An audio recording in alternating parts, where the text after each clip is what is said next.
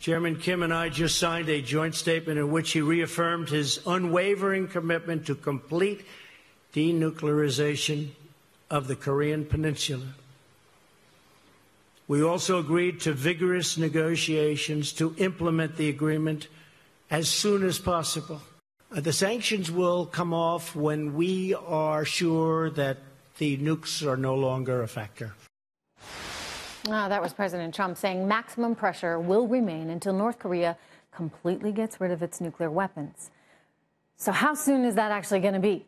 My next guest says could be coming sooner than you think. He served in Korea for 6 years.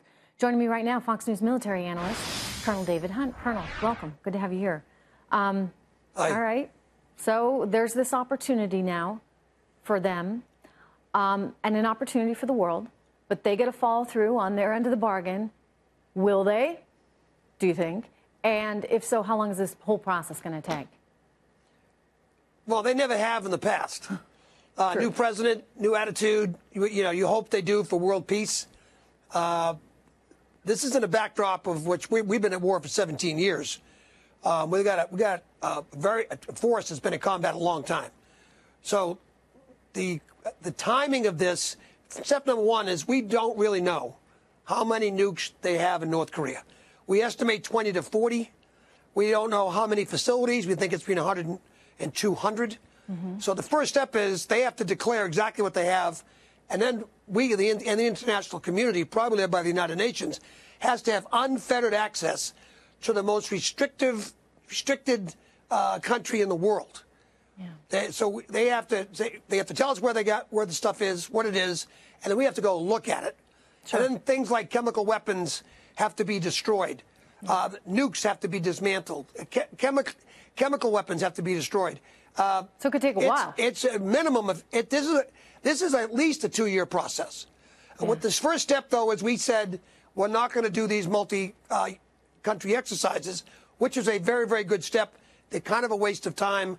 And particularly now with us and all these other wars, that's not a bad thing. And if we don't like what we're seeing, we can reopen those at any time. Colonel, let me ask you a question. I mean, if they tell us, look, we've got this in X, Y, and Z places throughout the country, how do you know there's not an ABC where they've got some more stuff as well, locations? In other words, they may tell you about 3 locations, but could there be another 30 that they're not telling you about? There are another 30 they're not telling about. That's where the intel community comes in. And we have to have unfettered access, we being the international community. And that is very, very tough for me to see right now, considering the past is prologue. However, new guy in Kim, new president, new way of looking at it, new way of doing business. You got to hope that this is going to happen, because apparently we're not taking any of the sanctions off. This is a very, very tough place to do business and to live. So the North Koreans have to change the way they do it. There's a big payoff for them economically. Sure. The other part of this is we don't know what China and Russia are going to play along. It's not clear to me that China wants a united peninsula for economic reasons. No, and for security reasons, too. I mean, do they necessarily, yes, exactly. Unless they're on the Chinese side, I don't know as they necessarily want countries over there that are chummy with the U.S. In such close proximity. So with all that in mind, Colonel, for these sanctions to really continue their pressure, for us to continue this pressure campaign, don't we need China playing along? If they say, hey, we're happy trading with North Korea, well, then you're going to see a growth in North Korea's GDP. And consequently, I wonder if they're less incentivized to work with us. Excellent point. The pushback for me is up till now, this meeting with North Korea and the meeting between the North and the South, even the North coming to the Olympics, would not have happened without China saying okay. Right. So in the background to China, China's saying okay so far. But your points are very well taken, which is why this is not going to happen overnight. It's going to take a couple of years. Yeah, but hey, a couple of years to me is pretty significant and great. And I hope you're right, Colonel.